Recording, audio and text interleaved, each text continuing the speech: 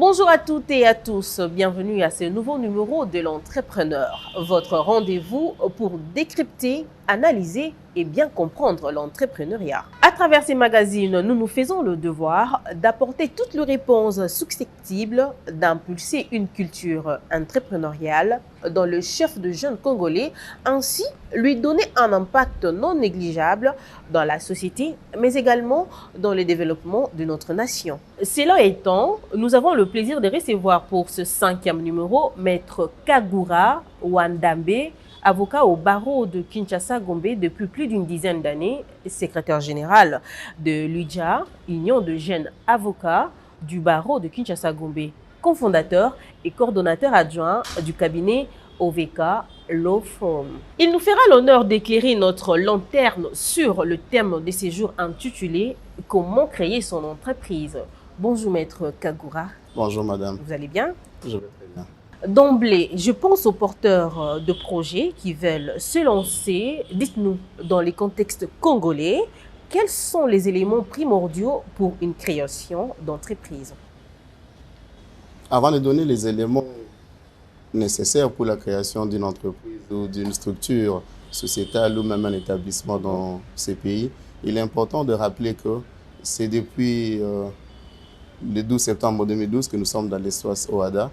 Et le droit OHADA est le droit qui régit les domaines des affaires dans notre pays. Et ces droits donnent une gamme de choix à l'entrepreneur ou à celui qui veut entreprendre.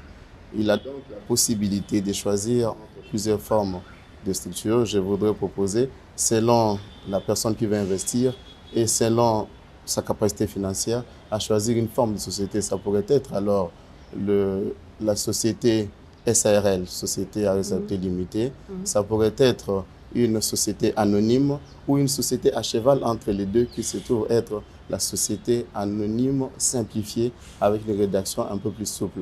Mais il y a encore d'autres formes de sociétés telles que les sociétés à commandite simple ou à nom collectif. Mais il n'y a pas que société, il y a aussi les établissements pour les personnes qui ont un peu plus de faibles moyens d'investissement et qui ont des entreprises très moyennes et qui ne veulent pas avoir des grosses boîtes, mais des structures personnelles.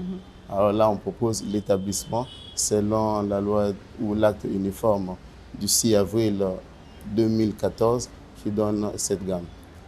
Les conditions à remplir sont lesquelles quand on veut créer un établissement. Pour un établissement, il suffit de présenter sa carte d'identité. Il suffit, et la carte d'identité, quand on est congolais, est encore plus souple. Pas seulement le passeport, un permis de conduire valable ou encore la carte d'électeur. Mais pour les étrangers, il faut avoir un passeport, un visa régulier et donner aussi à l'administration les titres en vertu duquel vous occupez les lieux où vous entendez exploiter votre activité commerciale. C'était à propos de l'établissement. On peut aussi rajouter pour les étrangers qui se sont déclarés mariés de donner leur contrat de mariage. Quant aux sociétés, je vais donner l'exemple de SARL. Il faut adresser une correspondance au patron du guichet unique de création d'entreprise parce que depuis un certain nombre d'années, toutes les questions liées à la création d'entreprises dans notre pays ou des sociétés dans notre pays sont réglées par le guichet unique de création d'entreprise. Ce qui fait que vous adressez une correspondance, vous adressez à l'annexe à cette correspondance une copie électronique des statuts de votre structure.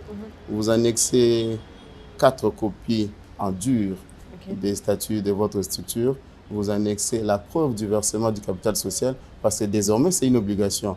À l'époque, on pouvait créer des sociétés sans rien déposer en banque, mais désormais, il faut déposer dans une institution bancaire locale la somme équivalente ou la moitié selon les modes de versement et d'appuyement de ces versements du capital social renseigné dans les statuts. Il y a encore, pour les sociétés anonymes, vous adressez encore la lettre au patron du guichet unique en annexant les éléments que nous avons cités ici. Mais en matière de capital social, là-bas, les choses se font un peu plus capricieuses parce qu'il faut avoir un minimum de 20 000 $ américains, ou l'équivalent franc congolais. Et s'il y a appel public à l'épargne, vous montrez jusqu'à 200 000 $ américains ou l'équivalent en francs congolais. 1% de cette somme déclarée pour les sociétés anonymes uniquement seront versés à la DGI. à titre de droit proportionnel. Il y a une autre forme de société beaucoup plus souple, c'est la SAS. Pour la SAS, telle que j'avais déjà présentée au départ, vous présentez les mêmes éléments. Et pour créer une société, on n'a pas besoin de s'associer forcément à plusieurs personnes, on peut y aller seul. C'est comme ça qu'il y a des sociétés unipersonnelles.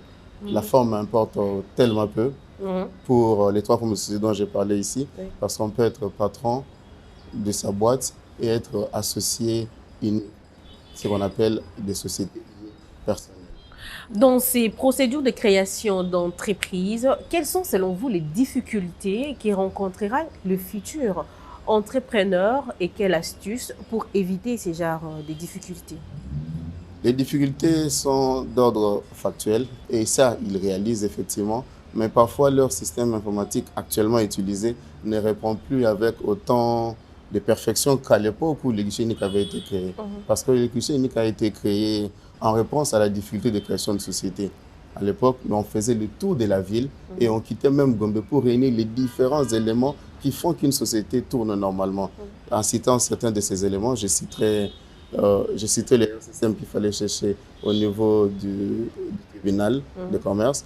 Il fallait aller chercher l'identité nationale au niveau du ministère de l'économie. Il fallait aller chercher les numéros impôts au niveau de la DGI, l'affiliation à l'INPP à la 11e rue. Et tout est désormais uni. Et dans cette union-là, il y a parfois les difficultés quand on essaye de faire soi-même ce pourquoi on n'est pas très qualifié.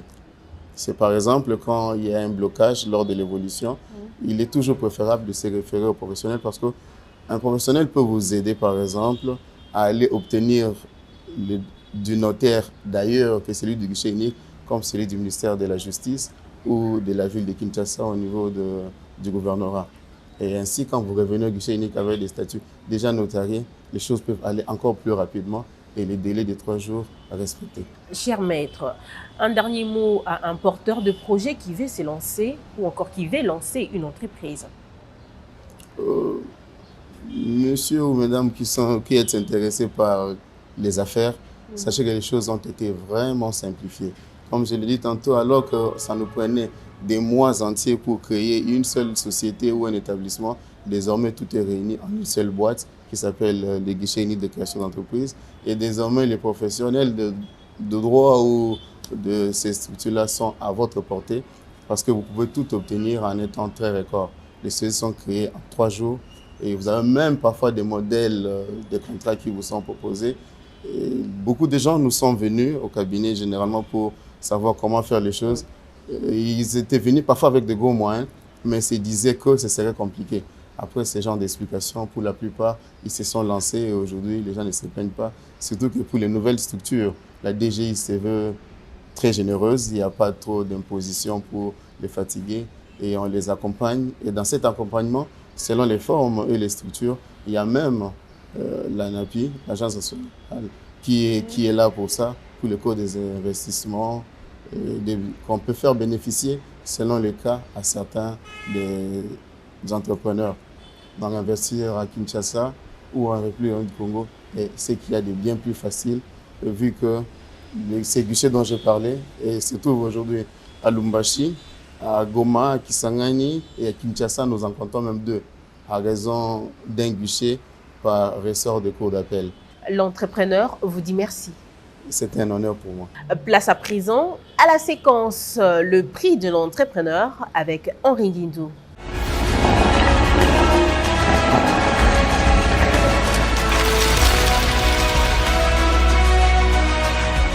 Salut Henri. Salut Fortier. Un internaute aimerait savoir comment faire pour déposer sa candidature.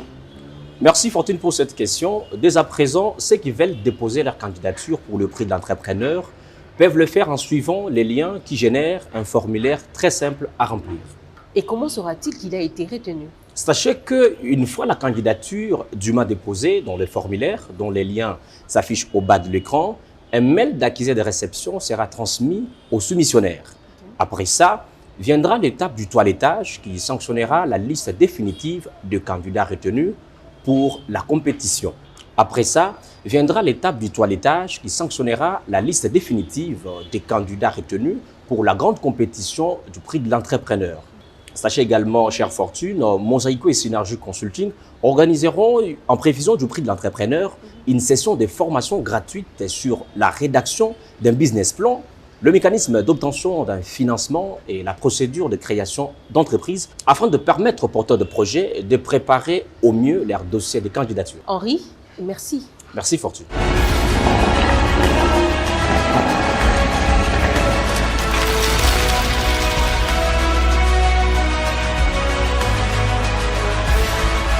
Chers téléspectateurs, merci de nous avoir suivis. Prenons rendez-vous sur nos réseaux sociaux et faites-nous savoir vos avis et vos suggestions. Nous vous disons à la prochaine, même heure, même chaîne et même plaisir.